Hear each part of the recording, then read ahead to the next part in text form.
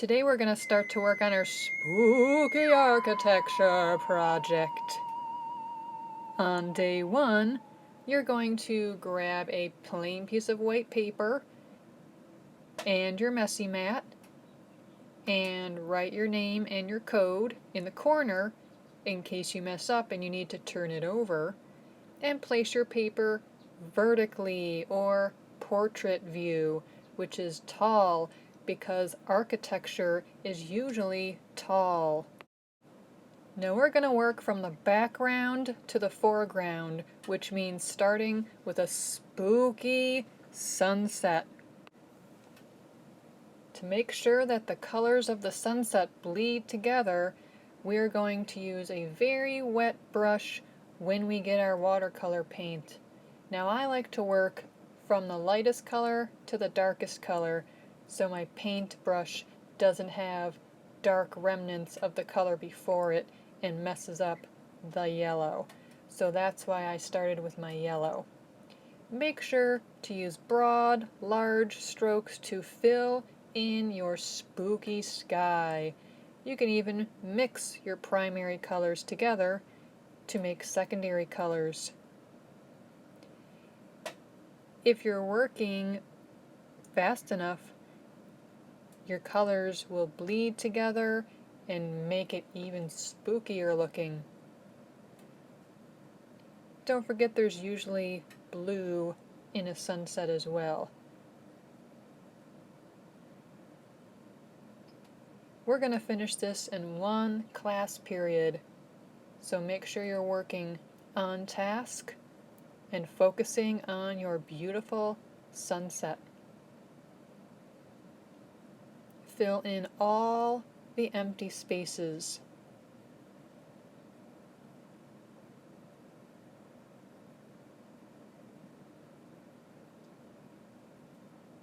Put colors on top of one another to have them blend.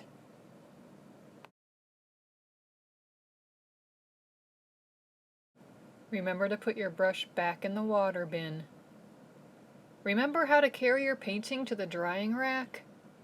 You have to carry it with 2 hands on top of your messy mat, like you're carrying a lunch tray, and then put your messy mat back in the bin. Day 2, we're going to talk about architecture. Architecture is the art of designing and constructing buildings, and the architect is the person who designs architecture. So all around you is architecture. You're even sitting in a piece of architecture right now.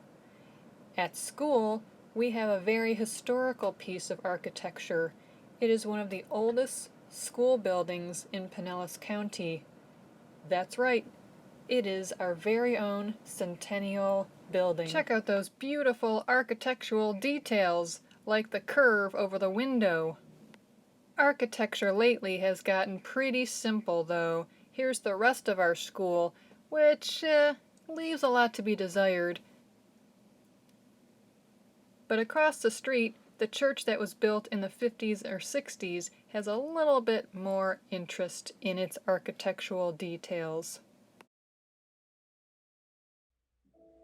But I promised you spooky, so let's take a look at this Victorian-era house in Florida. Leading up to it, you can see there's a beautiful wraparound porch and straight walkway to the front stairs. Look at those tall windows on the 2nd floor and the different types of roof lines.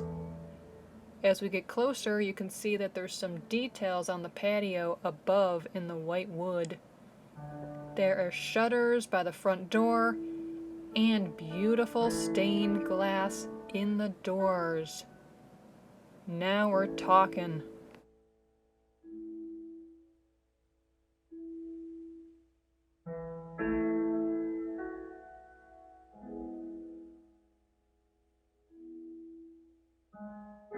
If stone is more your thing, you can draw a spooky castle. There's even castles in Japan that look like this. You've all seen spooky castles in movies before. Use your imagination. Draw some different shapes and lines in your spooky castle. Look at that dramatic color. But if you're into Victorian spooky houses like I am, you could draw a house. Check out the type of roof. Look at all those little details on the porch. Even on top of the roof they have a little gate. Look at the different shapes of windows. We see circles, we see rectangles, we see archways, half circles. The roof even has a little chimney coming out of the side. There's like 3 or 4 stories in this one. So when you guys are thinking about your sketch, I want you to make different types of shapes and lines.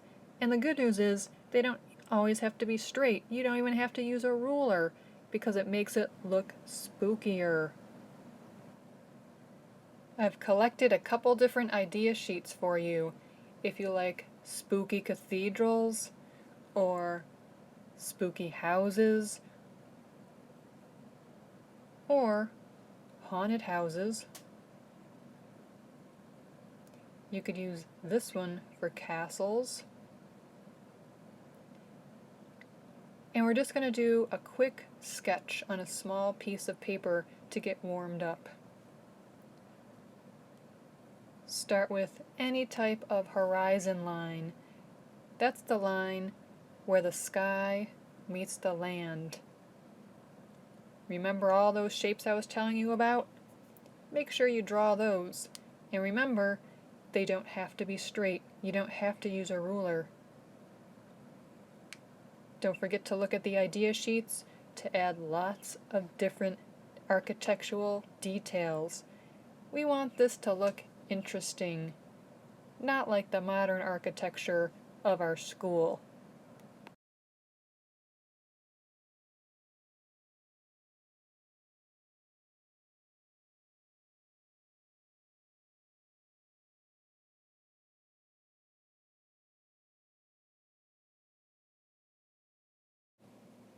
Don't forget the element of pattern on the roof.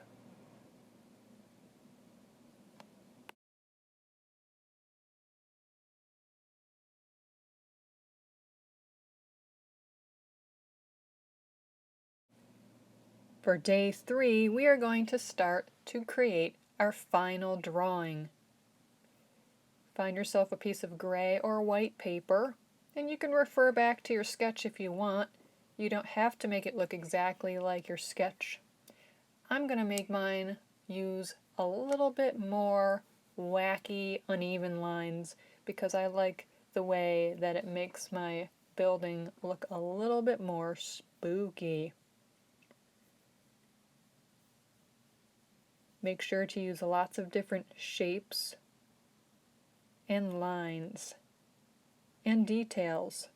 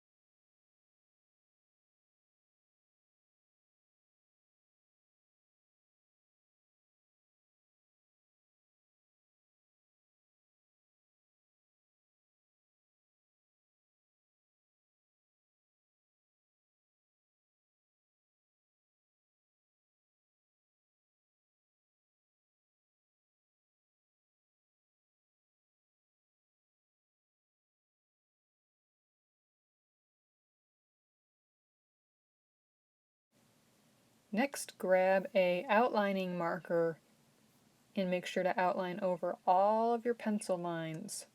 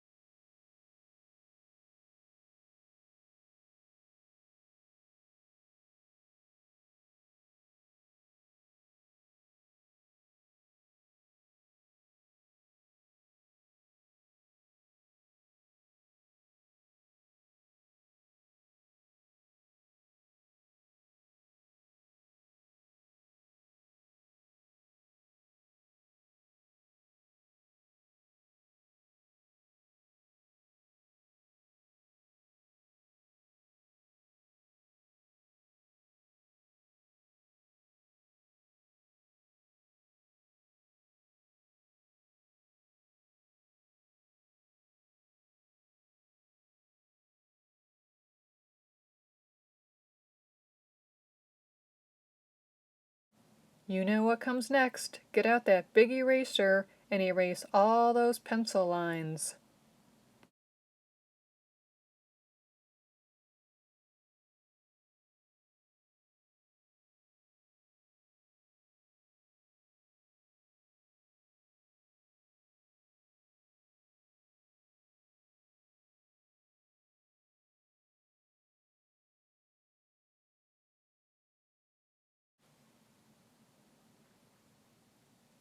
The last step is we're going to grab our scissors and cut out our house. Now when you cut out, make sure you're not cutting on the black line. Cut next to the black line.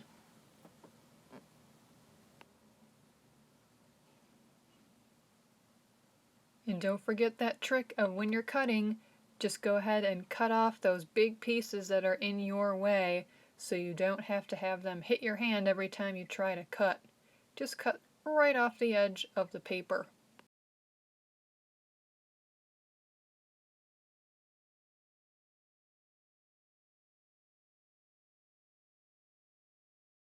Don't forget not to cut off your ground line. Now it looks nice, but what would look better is if we had a see-through window. So give it a little pinch, cut a little bit off, stick your scissors inside and cut around inside the window. Ooh, doesn't that look better? You can go around and decide what other windows you could cut open.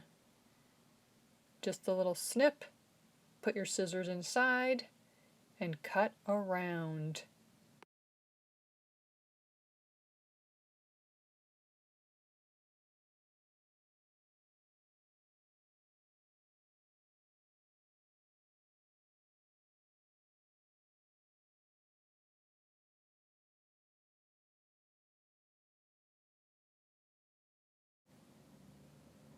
Time to glue it. I kind of like it this way. Make sure you have liquid glue and put dot dot, not a lot, all the way around the outside edge. It won't help you if you're gluing in the middle. Make sure to line up the bottom corners so nothing is overhanging or not lined up.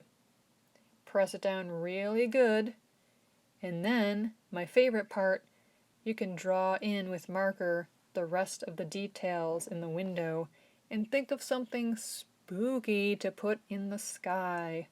I'm going to put some bats.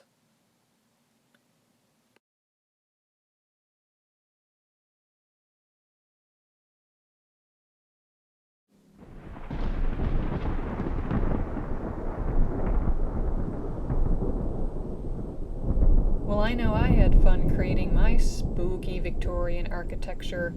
I hope you did too. Happy haunting!